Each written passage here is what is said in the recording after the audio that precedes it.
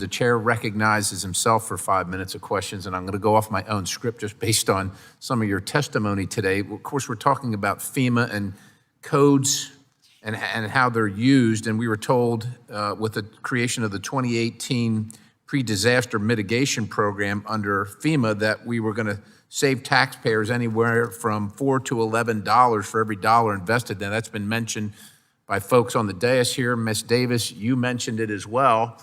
You also said that it doesn't cost taxpayers any money, and I understand that this is an organization that does it on its own. The government maybe doesn't pay for the construction of the codes, but I know when I was serving at the township level as a volunteer, we saw codes go from something that were literally this thick to now we got volumes on the table, volumes of stuff to wade through, and of course the township has to buy that, the township has to update that every single time. The township is supported by taxpayers. Taxpayers do fund this, and with all due respect to kind of everybody, I don't know where the figures $4 to $11 saved for every dollar come from. I'd love to see the math on that, other than just the claim, as well as the math on that it's actually reduced mortgage cost or flood insurance cost. Now, I lived in a home as a young child that my mother still lives in. It was flooded completely out twice. You know, that was before FEMA existed. We toughed it out and rebuilt the house and so on and so forth. But I just question all those things. And I would ask you this. In your testimony, you talked about enforcement. Is it the proper, does your organization, if you can speak on behalf of it, see it as the proper role of the federal government to enforce these building codes on the 350 plus million Americans that live in our country? Is it the proper role of the federal government to do that? Yes, ma'am, that's to you, Ms. Davis.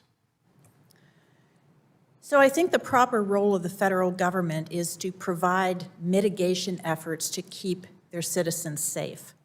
When you say provide, so that would be, it's here if you want to use it, as opposed to you will use it or you're not going to build your home or you're not going to rebuild your home. That's essentially where I'm headed with that question. Yeah, I don't think anybody is suggesting a mandatory requirement, but I do think that incentivizing states and governments and helping them to recognize the benefits and the cost savings that could be had by implementing mitigation measures as opposed to suffering after climatic disasters, man-made disasters, whatever disaster helps where you have to rebuild. It simply makes no sense to rebuild something over and over again. Oh, I agree with you completely, and I don't think the federal government should be in that business. My mother still lives in the house by the creek. She has flood insurance. She likes to live by the creek, but there's a cost that comes with that.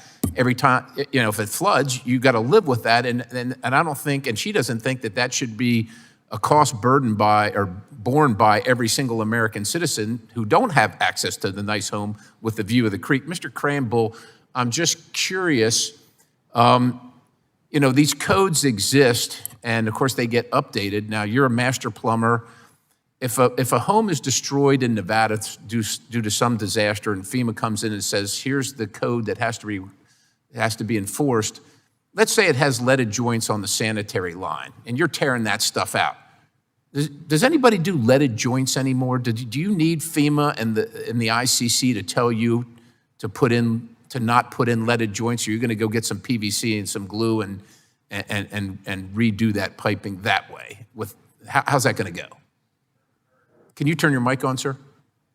Chairman Perry, thank you for that question. We believe we know what's best in our state and in our communities. And our code the uniform codes are up to date on the latest technologies. So you're absolutely right. No, we're not going to put in lead joints. No, we're not going to put that back. We're going to put in the latest materials that fit best to the approved codes, that work best for Are you going to do that because the federal government mandates that you do that? Or are you going to do that because that's the best practice and you know it because it works? That's the best practice for our jurisdiction and where we live in our state. We don't believe that FEMA and federal government should tell us what we should be doing as far as plumbing and HVAC codes in Nevada. We feel we know better than than they do. I would agree with you, and with the committee's indulgence, I just want to refer to this chart here. Mr. Hughes, I want to talk to you about the impact of building codes on how FEMA money is distributed. Now, this shows the distribution here, and you can see the dark blue area for the federal share. Now, look, I'm from Pennsylvania, dark blue. So Pennsylvania is getting a pile of the federal share. Some of my committee members, Louisiana, California, New York, North Carolina, but Mr. Ezell, Mississippi, not so much.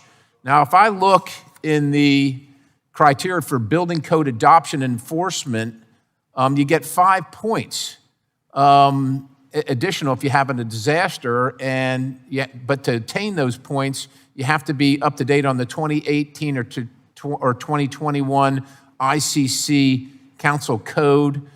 Another 5 points.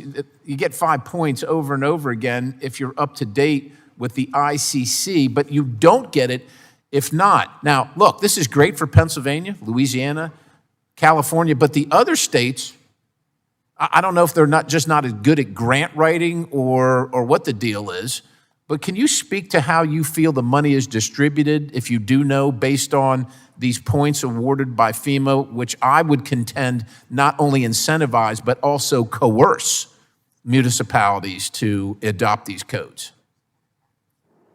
Well, admittedly, I'm not well versed on the subject, and we can provide more information later.